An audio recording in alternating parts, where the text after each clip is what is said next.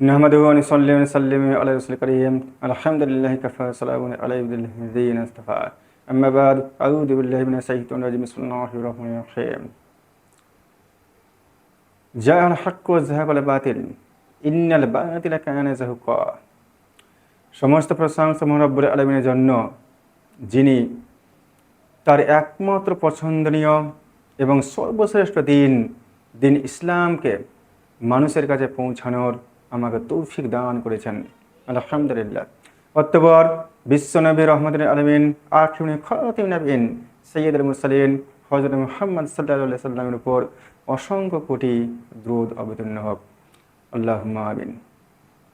আজকে আমরা সূরা বনী ইসরাঈলের ৮১ নম্বর আয়াত নিয়ে আলোচনা করব ইনশাআল্লাহ।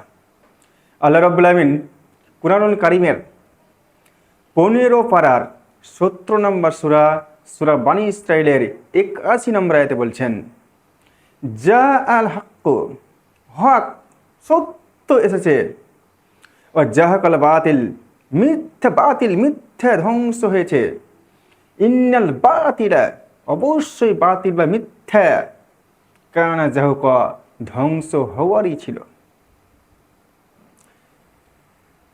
আল্লাহ রাব্বুল আলামিন এই আয়াত নাজিল করেছিলেন বিশ্বের সমস্ত কাফের এবং তৎকালীন মক্কায় কাফেরদের উদ্দেশ্যে, এবং তাদের জন্য ছিল চরম সাবধানবাণী। তাফসির ইবনে কাসির ইসলামী ফাউন্ডেশনের ৬ নম্বর খণ্ডের ৩৬১ এবং ৩৬২ নম্বর পৃষ্ঠায় এই আয়াতের ব্যাখ্যায় বলা হয়েছে, আবু ইয়ালা রাদিয়াল্লাহু তাআলা আনহু তিনি বর্ণনা করছেন, আল্লাহ রাসূল সাল্লাল্লাহু আলাইহি ওয়াসাল্লামের সঙ্গে যখন আল্লাহর নবীর সাহাবীরা মক্কা বিজয় করলেন, মক্কা বিজয়ের পর যখন এই কাবা ঘরের মধ্যে প্রবেশ করলেন, তখন দেখলেন যে ৩৬০টি মূর্তি ছিল এই কাবা ঘরের মধ্যে।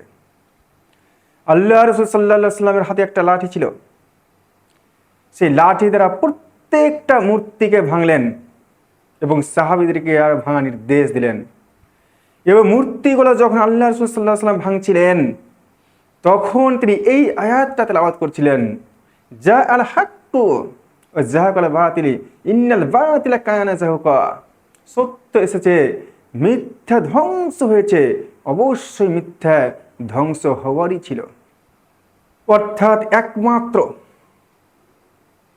সত্য হলো আল্লাহ রাব্বুল আলামিনের এই দিন।